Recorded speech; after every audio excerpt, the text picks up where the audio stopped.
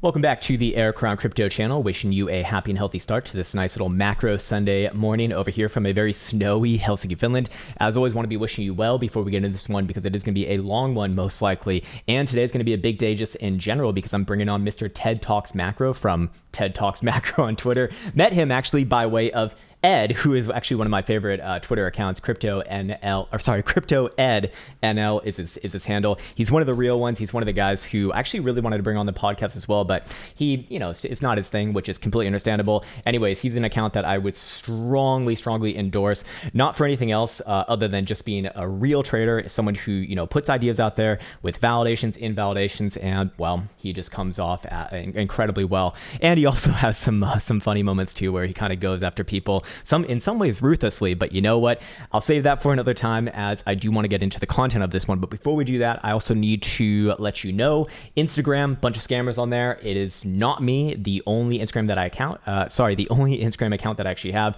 is in the link in the description below, if you happen to care. And what else? And also I'm going to be releasing the advanced stochastic promo vid later today on the YouTube channel. It's obviously been already available here on the store, but I figured might as well let the whole YouTube sphere know it's going to be a big portion of today's analysis amongst other things, especially on the CrownChain application as well, which we'll get into soon enough. So I want to first follow up on the short-term time frame analysis on Bitcoin that we kind of spoke about yesterday. And we're going to start it off right here on the monthly for Bitcoin. Now, Bitcoin is coming into some pretty major areas, obviously. The $35,000 region is, of course, the 20 simple moving average, and you can see it right here on this white moving average for the good old Bollinger Bands. And, more likely to bounce around a region like this, regardless of whether you're bullish or bearish. That is not the same thing as a reversal, of course. With Bitcoin coming back down and closing the CME weekly lower low, it is time to be looking for, yet again, another lower high on the weekly, which would be full-on confirmation of a trend reversal, at least in the way they look at things. But of course, when we're talking about perhaps a weekly downtrend emerging, short-term time frames can very easily bounce, even $10,000, and I mean, shit, they can even bounce like $20,000 from here, and it would still be another lower high. So please do understand, we're talking about big numbers. So ultimately, I have to be very, very delicate with the way that I describe this. So yes, we have that. We also had, of course, the quarterly backfill that we spoke about, that I was very loud about back over in September, actually. Of course, this one's taken a little bit longer to fill. That's okay. We've seen this in the past, obviously, but basically anytime there has been a quarterly reversal, in this case, that would be this one right here, ending Q2 of 2021, there's always been a fill of the open of that reversal, both to the upside and the downside. The downside is a lot more obvious, as you can see here, but to the upside, I'll just briefly go through this. You can see this reversal over here. The next quarterly, of course, fills this one. I mean, obviously it trades below it, so that one happens pretty much instantaneously. Obviously, you got this next one right in over here from April 2015. Where is the fill? It is right here, of course. And then all the way up, boom, where's our next quarterly reversal? That is, of course, in January of 2019. And where does Bitcoin come back down and fill it? Not immediately. It's actually about almost a year later in January of 2020, actually off of the flu dump. You'll notice that came exactly down to the open of that reversal, which is just fucking beautiful. Anyways, we're seeing the same thing over here, and more often than not, these are, high probability of bounce regions. Here's the thing though, when we're talking about a monthly, a quarterly, these higher term timeframes, we don't expect that reaction to happen on a fucking 5-minute or an hourly or a 4-hour or even a daily. We're really looking for this to emerge over the next couple weeks here. Now, I do think that there is a bit of a catalyst coming up in Tuesday, Wednesday area. The Fed's going to get back on the horn, and well, I imagine that they're probably going to try to mitigate some of the damage that's going on in markets right now, but fair enough, do have to be aware of these things. Anyways, so we got that, yes, and then also, of course, if we go over here into our lower time frame momentum oscillators, in fact, this would be the Stochastic Momentum, we can see that it will be turning up pretty much on all short-term, medium-term timeframes right now. Let's see, the full hour Stochastic Momentum will be going to the upside here with any sort of a closure following this current one, which is coming in about 3 hours, 41 minutes. Above about 34,670, as you can see. And I believe that's consistent amongst all lower term timeframes. Let's go into a 2-hour right now. 2-hour, please respond. There we go. Yeah, this one's vertical above 34,650 as well. And hourly is doing what? Is going to also be loading for fucking forever. Come on, TradingView, do it. Trading view, for the love of God, there we go. 35,150 right there. Now I want to see what the 6 hour and the 12 hour are showing, and the 6 hour is also going to take a metric shit ton to load. There we go, 34,600 yet again coming up on the board. 12 hour is going to be showing 35,350, and daily I believe is 37,500. So yes, short and medium term timeframes still more or less looking for an uptick right here. That can obviously take a little bit of time to transpire, but higher term timeframes like the daily, like the 2-day, which is also down below about 38,150, and the 5-day and the weekly still nosediving here, but they are at extremes. So I really don't think it's going to take too much to get Bitcoin on a pretty big bounce within these next few weeks, to be quite honest with you. When I say pretty big bounce, we could, like I said, Bitcoin could rally up like $20,000. Not that I think it's going to rally up $20,000 and still remain within the context of a lower high format here. Anyways, let's go into the very low term timeframes over here and see if there's any divergences to be aware of. Of course, hourly Joule actually got the low really, really well over here. It actually works really, really well over the weekend for what it's worth. Let's see, maybe the 4 hours building up something, or is it building up something? And no, it is not, in fact. So that's a little bit more of a sombering detail right there. Realistically, I'm not going to be looking for any major lows just yet until we get at least bullish divergence on, not even a 4 hour, but like a 12-hour daily. You've almost never seen a major low in Bitcoin without at least 2 drives, typically 3 actually, drives of bullish divergence on a daily. And for right now, we don't even have one. We don't even have one that's possible, to be quite honest with you. The reason why I say that is because, this move made lower lows on RSI. In fact, this is the lowest read since since the flu dump, and before that it was September 2019, and there actually has been just one more time where we've even been lower than that, and that was off of the November-December dump of 2018, leading into the 3100 macro cycle low. Anyways, let's come up with some short-term ranges here to kind of judge when this or what kind of would initiate this, giving it essentially a validation, which is very important as always, and that would be very simply put, or let me actually go to a fresh chart. Here we go.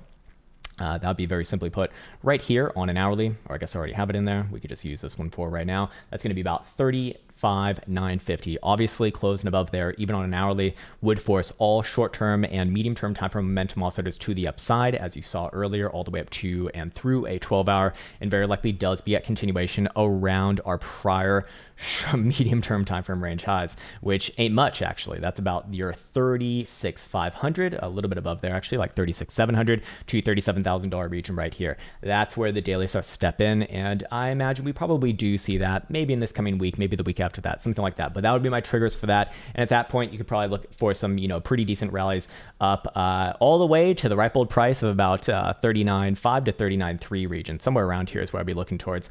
Until then, everything is just short and medium-term time frame play. And what would account for continuation to the downside in this case? And what would the targets be? Well, there is your wick low of this move thus far, which is going to be 33,911. So any sort of even an hourly closure below there, I'm looking for continuation. In this case, I'd be looking for continuation all the way down to successfully fill the good old CME gap coming in from our July bear trap, which was way the hell back on over here at about 33 to 34,500-ish or so. So I would be cognizant of that. That is a high probability of bounce area as well. Until then, still a risky asset, of course. And here's the thing, CME already has a weekly closure, and the weekly has certainly closed below the last weekly higher low. There's absolutely zero question about it. It's also had 1, 2, 3 settles below the green 55, which is Mr. Fibbo Swanee's way of doing things. Again, a high amount of respect for him as well. And so that is a break by definition, and that is rather severe and rather important. Anyways, again, I want to be very, very, very, very, very clear. There's going to be bounces along the way. It's not going to be a straight, shot to the downside, especially on the shorter term time frames. It's going to be, there's going to be ups and downs along the way, but ultimately be aware of where the actual trend changes. Right now on a daily, just as we've been saying before, and this is kind of the sombering detail of this, everything that we spoke prior to this moment is just short-term bullshit, which is where I trade, to be quite honest with you. So it's not necessarily bullshit, but you get what I'm saying. Anyways, until Bitcoin closes back above our last lower high on a daily, which is $44,000, there's no talks of a greater bounce incoming here just yet. Personally speaking, what I think is going to happen this week is you're probably going to see maybe one more drive around the lows, something like this, maybe even a little bit lower. That's fine. Pop back up, put in a little bit of a sideways range, and then this would be kind of the area of interest, about $39,000, around your $40,000 psychological level as well. The question is, does Bitcoin put in another lower high right there as well or not? If it does, well, looking very likely lower before we look higher. Obviously, I think that would set up Bitcoin for a move down to 32 to 33,000 or so. Bitcoin does start to close above this region. Well, at that point, I'd be looking for a nice good old test of about $44,000, and that's where things actually could change around a bit on the daily. But again, we're talking about a daily trend versus now a weekly trend, which is in reversal formation, and you can be looking at this from a, of course, Fibonacci retracement perspective. Now, this is, and this is where it gets even more sombering, this is a bearish retracement right here. And you can see that the 382 level comes in pretty much precisely where the $40,000 level is right now. And so that would be like the first etchings of your next major daily rally coming. At that point, I'd probably step aside and look for Bitcoin to rally up into the mid, maybe even upper 40s, perhaps even all the way to $50,000. But it's all kind of held upon this region right here, to be fair. So I don't really see that there's too much excitement for like a major daily rally until that level is actually closed above yet again. Until then, it's all lower highs, and this is kind of where you'd expect your next lower high if the daily trend is going to continue without a weekly lower high first, which would be rather aggressive, to be fair. So I just want to be very, very hopefully clear in stating these things, because it's going to be a long way. It's going to be a very long way. And just as we've kind of been marching all of the, reversal validation points lower and lower with each and every passing week, or each and every passing month, realistically, since 63,500 was taken out to the downside, which is what made us bearish on this channel. That was your first etchings of a major daily reversal. Well, then it got moved down to where? 59,000, then $52,000 right here. Now it's at about $44,000 right here, right in line with the 0.5 Fibonacci retracement. So as long as Bitcoin's below there, well, you know where I'm going with this one. It's downtrending all time frames, basically. All time frames that matter in this case, at least. Okay, cool. All right. So also another little metric here that does kind of correlate with a bit of a bouncy bounce in the interim, or at least it offers up the probabilities of it, is funny rates are negative. Now, they are ever so slightly negative right here. I'm certainly grasping at straws with a read like this at negative 0.005%. If it was 10 times that at negative 0.5%, that would be a big deal. And that would make it a lot more of an easy call. But for right here, this is not really extreme, to be quite frank. It can allow or kind of line up with a bit of a short-term time frame bounce, absolutely. But please do understand where those validations come in. And whilst you are, or if you are going to trade against the trend, well, understand that the trend will not be your friend in that case, for lack of a better explanation. So again, very short term on an hourly, 35,950. That doesn't mean much for anything other than the medium term timeframes, basically up to like a 4 hour, with very likely a rally somewhere around about 36,500 to 37,000 bucks. Above there, I do look for 39 to 39.3 to get tested, and that's at the point where the daily can start to change around a little bit. That would start to bring the daily back above, of course, this region right here, the 382 at about $40,000. And at that point, we're probably going to be looking at a greater rally first, a bit of a this would not be a squeeze, by the way, for the love of God. Oh my God, I can't believe how many times I heard the word short squeeze in the last month. Look, and I stand by what I've been saying about this. You can have ups and downs, obviously, within a downtrend, but you cannot squeeze shorts in a downtrend. You can only squeeze the very over leveraged ones, which those are not the guys who move the markets anyways. You squeeze longs in a downtrend, you squeeze shorts in an uptrend. For the love of God, man. Anyways, fair enough. I don't want to make this like a personal thing against other people talking about that sort of thing. Just be aware of these things, like have to call out hopium where hopium is abound, right? Anyways, okay, I just need to make sure that I actually took up my own trade over here. Okay, beautiful. We are in the clear, my friends. We are in the clear. Okay, let me go back to my notes. All right. So again, where in this case then would I be comfortable saying that?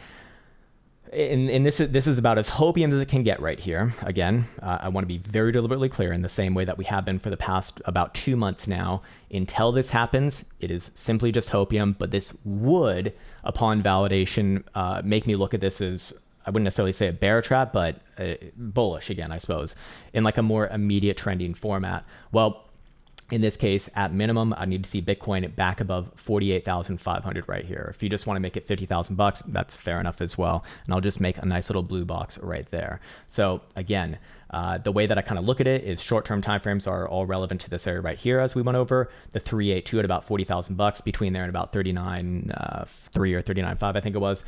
I do look for, a greater rally all the way up to the 0.5. And then above there, upon daily closure, above 44,000 bucks, I do look for this area right here. Above this region right here is where I do start to look at, okay, there seems to be, it's very likely going to be bullish, and we can start to talk about, targets back up towards 60,000 plus.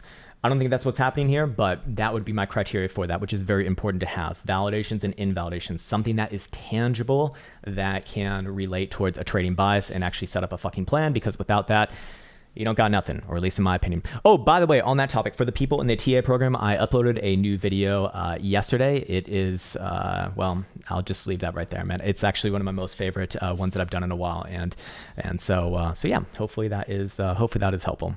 All right, cool. So we spoke about that. Okay, let me just make sure that I got all of this. Okay, yes. All right, beautiful. All right, so let's get into the fun stuff now. Let's get into the fucking fun stuff. Ha ha ha. All right, cool. So let's start it out over here, actually. I want to start this one off with just the most important thing that we've been following for a couple months now, and it is the global open interest. I won't go through the full explanation on this. I'll just say the statements with it. You can obviously fall back to a prior long-term analysis video where I go through the explanation of this, but basically anytime the global open interest representing leverage positions has been above 13 billion with a B, that is, it has at minimum aligned with a 20% correction, at maximum 50% correction. You can back test this for like the last year or so when this information was relevant. Anyways, you can see that we didn't just get above 13 billion over here on our most recent high. It got all the way up to about 16.5 billion, closer to 17 billion actually, before coming down all the way in, basically just a few weeks down from 69 to 40,000, at which point the open interest did spike up again above that 13 billion marker, all the way up almost nearly to 14 billion, and now coming down on this next leg down. So we are starting to really see a lot of market participants being washed out.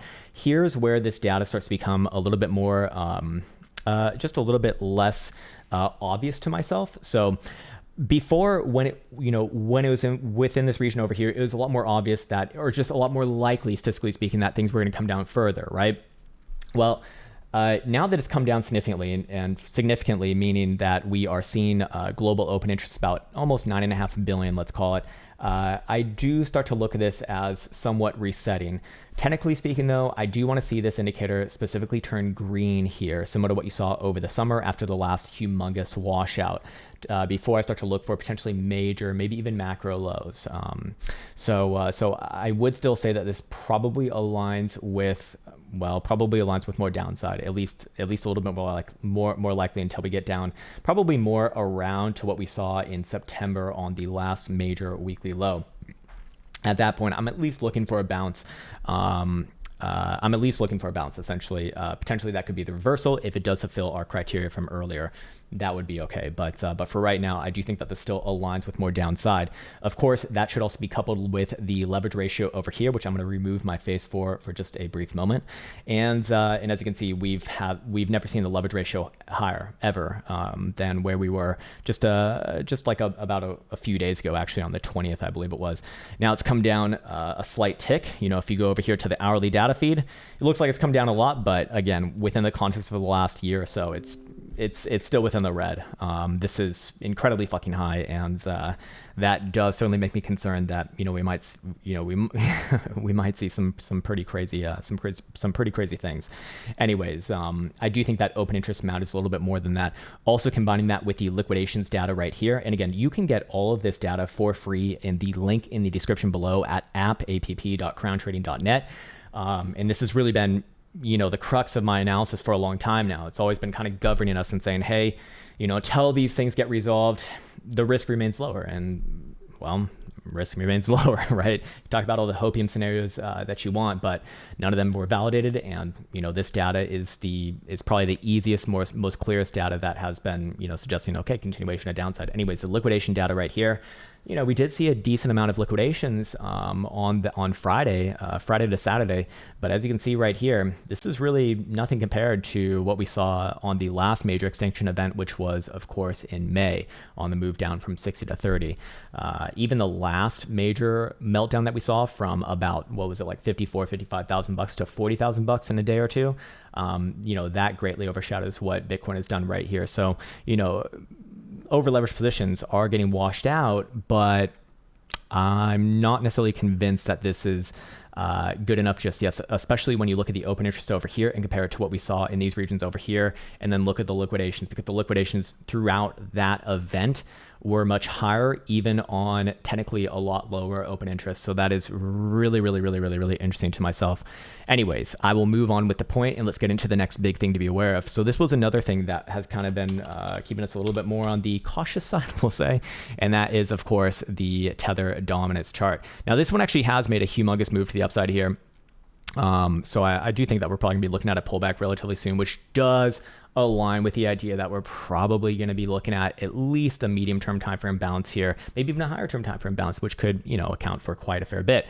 But in this case right here, the general trend of the Tether dominance has been just so fucking consistent with calling macro direction on Bitcoin. Kind of makes sense too intuitively. When Tether dominance is up, meaning people going into stables, trend's going to be down because that would kind of be like going cash essentially. Anyways, I want to add on a Bitcoin symbol over here, and it's going to be in the red, or sorry, not the red, but the orange. The let me actually put this on a line chart. For the Tether dominance will be in the blue. I'm going to get rid of my moving averages. We don't need them for this particular one, and I'll put both of them on log scale. You can see here that they very obviously do play opposite of each other. So we do have a very obvious inverse relationship. There's only one time where they both kind of rallied, and that was essentially in the end of 2020. Ever since then, Bitcoin up, Tether dominance down, Tether dominance up, Bitcoin down. They play very, very well against each other. Now, here's the thing though. And let me just get rid of this and let me go back to this. If you are looking at Tether dominance right here from a technical standpoint, retesting around your prior highs, probably going to pull back from there, at least on this test right here. Problem with this is that that's not indicative of a long-term reversal, at least not yet. We still see higher lows right here. You see the same highs. That would be an accumulation of Tether dominances, which is probably not what you want to see. Or here, if you want to be super bullish. Monthly, same thing as well. It does look a little more like continuation to myself rather than a stop here. And quarterly, same thing here too. And the 5-day and the weekly, very likely to pull back from this region, but a pullback down to even 4.25%, which would likely propel Bitcoin or kind of work alongside a Bitcoin short-term, medium-term move to the upside, maybe even all the way past 40,000 bucks. It doesn't really reverse the trend right here. So this one will not reverse its trend until at minimum we see a move back down. I mean, realistically, like 350 would be a bit more hopium. I do think 3.25% would be more relevant right here. Until then, this one's still uptrending for a while. On top of that, we can also bring out this one over here. Of course, my good old friend, Mr. Dixie, right? So Dixie, we did say that a pullback was likely. We did say that a pullback was likely coming into, I believe it was a couple weeks ago. We got that pullback, but remember, pullback, not the same thing as reversal. And in this case, when we go over to the higher term timeframes, again, namely the quarterly, we spoke about this going way back on over here into July and into Q4 of 2021. This is this is continuation, most likely. Again, we do have hidden bullish evidence on that last higher low in this case. We also do see that volatility is very, very low coming off the green 55 right there. So it's more likely to be, continuation in this case. Probably up somewhere around about $98.5 to $99 or so before the next major pullback and potential reversal on the macro. On the micro, in comparison to that, the daily, this... For right now, this is fine. I would only call this one a reversal from here, which could potentially bleed into the monthly and quarterly if and only if, very specific statement right here, if and only if you do see this area closed below about 94.80. So this would be the hoping right here, is that you see a bit of a rounded top, comes back down. First confirmation of hopium is below 95.44 on a daily closure. Full on confirmation and hopium remains is below about 94.80 or so. Keep in mind the Fed will be talking, I believe, this week and then in the middle of February. So if you are looking for for catalysts, that could certainly be it. Perhaps they change their tone based off of the way that markets are responding right now. The markets are very obviously pricing in, 3 to 4 rate hikes this coming year. So, regardless of what you think is going to happen, that's what the market thinks is going to happen. So if they come out and they say, hey, actually, we're not going to do 4, then you probably actually will, or at least you'd probably see something like this maybe happen. So fair enough. All right, cool.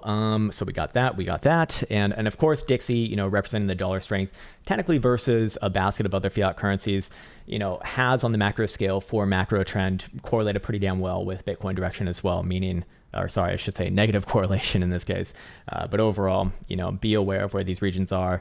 I don't have a reason to call a reversal here until that area is taken out very specifically. The same target that we had for the downside coming into the past couple weeks, that is now the confirmation for an actual reversal here, which, would theoretically be good for Bitcoin. Anyways, I'm going to take a sip of this water. We got some more to get through, my friends.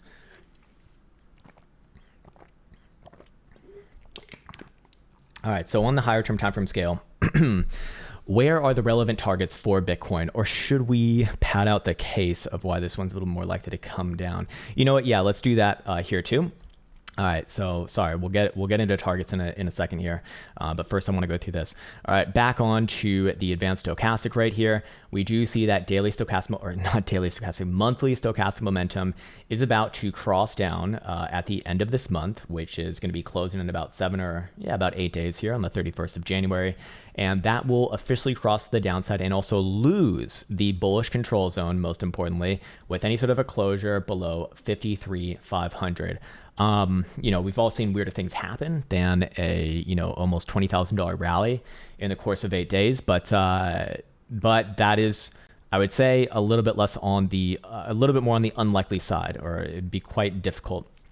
I'd even say if Bitcoin got above $47,000 before end of month closure, I'd actually probably say that it's time to be bullish again. But fair enough. Anyways, I wanted to talk about that. And then also, I think that actually gets that portion right there. Then we need to go over to this chart over here. And this one is going back to the monthly. And I want to talk about the monthly MACD. The monthly MACD is actually crossing down for the first time since January to February of 2020, which obviously precipitated, this whole party right here, and maybe not laughing. And then obviously the time before that was June 2018 on this failed rally attempt before, playing out the move from basically $7,000 to $3,000. Do we have any other iterations than that? Yeah, we do. In fact, that would be from August 2014, where was August 2014? After the failed the bull trap, the failed rally from the 2013 to 2014 segment over here. So all of those were kind of leading into the next major continuation move to the downside. On top of that, the PMAR, I believe I'm running a PMAR in this case. Let me just double check. Yeah, PMAR. On the monthly also has a few inflections where it did cross, in this case, the moving average that I have set on this, both the upside and the downside. All of them, both to the upside or the downside, have essentially correlated with macro shifts in direction. So this one over here from August 2016, obviously up, amazing. This one over here from January, February of 2018, down, not great, especially alongside monthly MACD crossing down.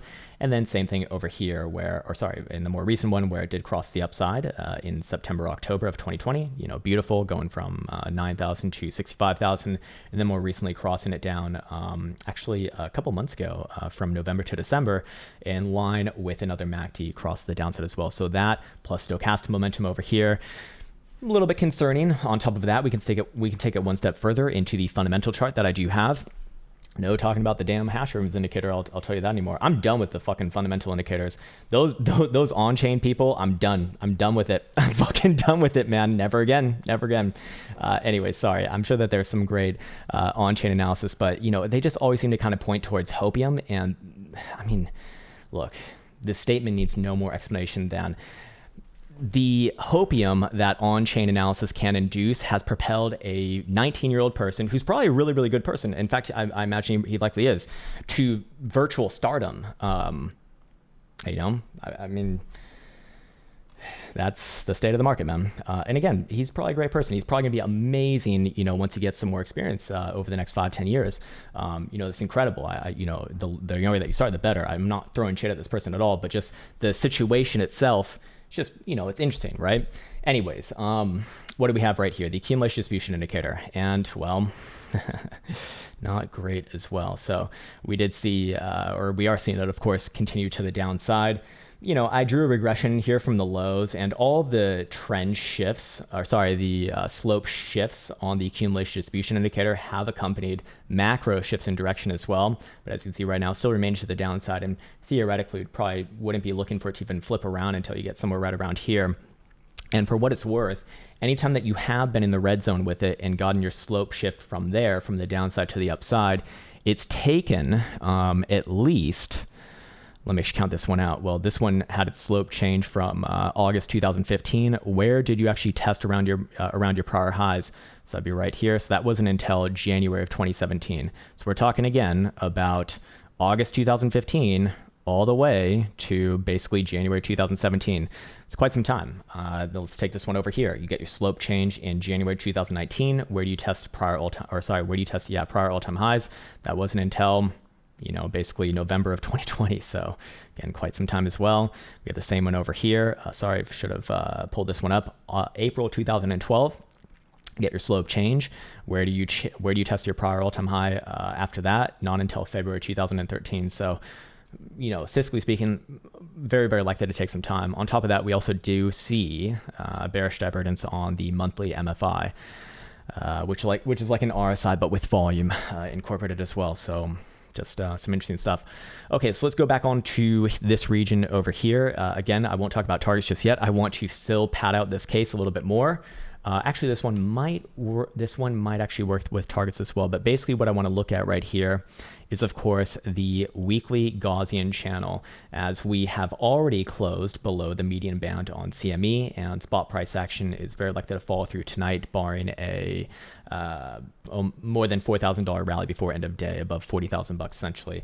And if and when that does happen, typically speaking, you're going to test around the bottom side of the channel. So in this case, it would be low $30,000 number. Keep that one in mind, because that's likely going to play into my target analysis right here. So we do have one formation on the board, which can provide a bit of an implied target, which I'm going to get rid of this for right now. I'm going to get rid of this as well. I'm going to go to a hopefully fresh chart over here. Let me just see. Yeah, this one's this one worked, but we need like a very, very bad segment now too. So apologies on that. I'm gonna get. Should I keep that one? Yeah, we don't need it anymore. It's outdated now. But basically, you still do have a head and shoulders going on right here. There's the neckline, of course, and that does provide an implied target. And what do we have? Well, we do have an implied target all the way down to just below $30,000 territory. Does that sound familiar? Probably does. That's the bottom side of your Gaussian channel, actually. So anywhere around there, I'm at minimum looking for a humongous bounce, at maximum looking for a macro reversal. Until then, let the trend be your friend, of course. I do think that there's going to be several points of interest along the way, obviously. If we do see the reversal confirmed on Dixie and Tether, Tether dominance, for example, that would be extreme, of extreme interest. But keep in mind that this area is, it's not really out of the blue. That's also around CME's gap, a little bit lower than that, to be fair, somewhere between about 32 and 34 or so, or a little bit below there, actually. It's close enough. And then the other thing that I wanted to show is what's like the maximum worst case scenario here, at least in my mind as of right now, that's reasonable. I'm not leaning towards this situation happening just yet, but I do think it's reasonable to talk about now as potentially the worst case scenario for the time being. Even with Bitcoin coming down to 30,000, again, I think this is going to take a long time at minimum. It's extremely likely to bounce significantly from there. But basically, what would be like my worst case scenario for the, for some bear porn right now? So understand this is bear porn, just like we talk about Bula Hopium. This is now bear porn. And basically it is this. So it's actually this chart right here. Again, that monthly MACD with the PMAR crossing below. And then anytime that we've seen this, and even going all the way back on over to this iteration here too, which was not joined by the PMAR, but was joined by the monthly MACD in August 2014, we've seen tests down to the monthly green 55 upon breakage of the white 20 simple. using that as a governor onwards and forwards. And where would that be? It is currently at about just under $23,000, or just above $22,000 right now. And that's obviously going to rise up with each and every passing month. So, presumably somewhere around like $25,000, kind of like my worst case scenario for right now. Bitcoin starts to break below there. Well, you got bigger things to worry about, sirs and sirs. I'll put it that way. So let's take this step. Let's take this case one step further. We're only 35 minutes into this bitch, and I can go for 35 more minutes if you'll have me. But I don't think that's going to be necessary. I think I'm getting my points across for the most part here, or at least hopefully. Let me know in the comment section below. Anyways, let's go over here to traditional markets. This is Nasdaq. Nasdaq representing both the techs and financial sectors for the most part, and wow, that looks really fucking good right there. Big volume on a major, massive, girthy purple dildo right there. Back down to your lows. Are you likely to bounce here to open up the week? Yes, very likely to bounce here to open up the week. Just like I think Bitcoin is likely to bounce probably this week as well.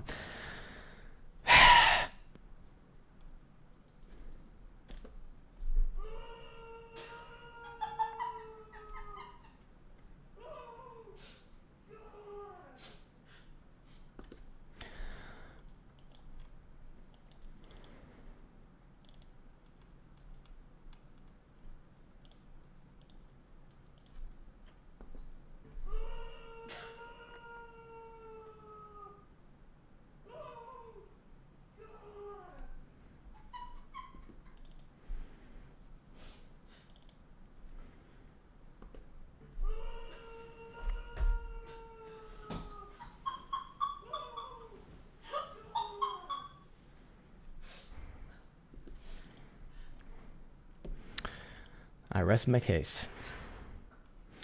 I rest my case. Yeah, that's problematic. That's problematic right there. Just a fucking pullback, bro.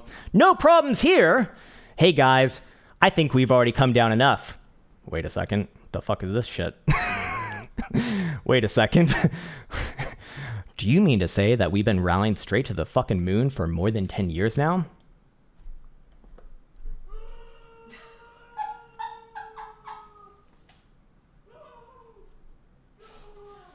That is exactly right, Lexington Steel. Oh God indeed. Again, likely to bounce here, but look, big volume on these red dildos. Big fucking volume.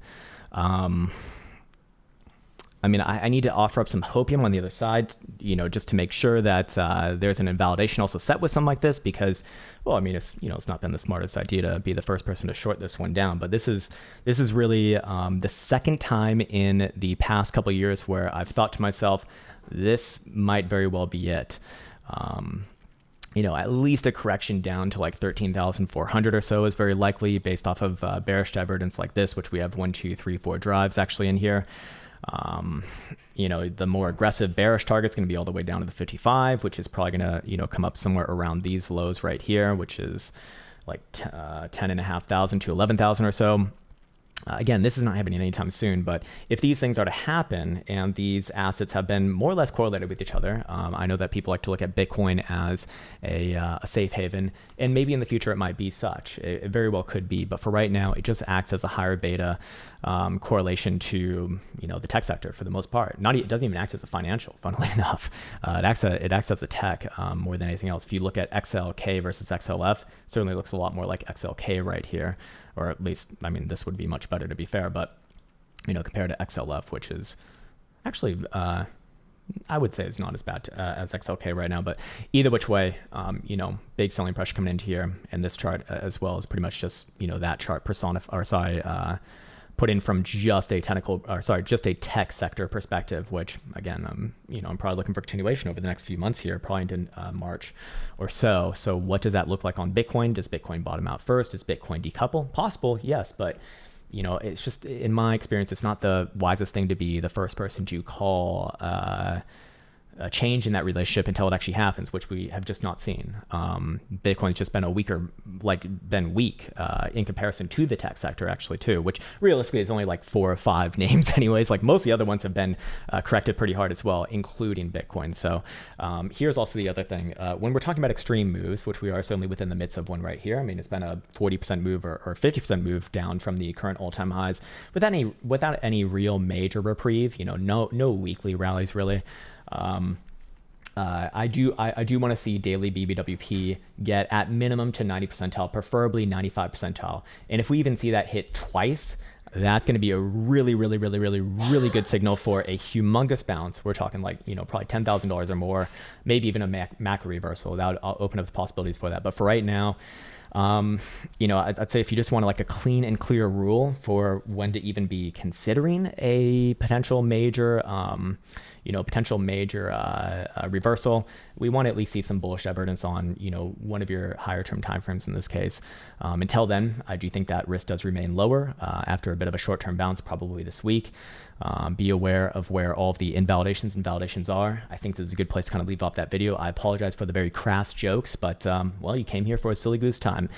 Anyways, this would be one of the few videos where I forgot to say, hit the herp and dirt button and like it up and whatever the fuck. Look, like it if you found some value in it. If you stayed for this long, that's great. That's amazing. I really appreciate that.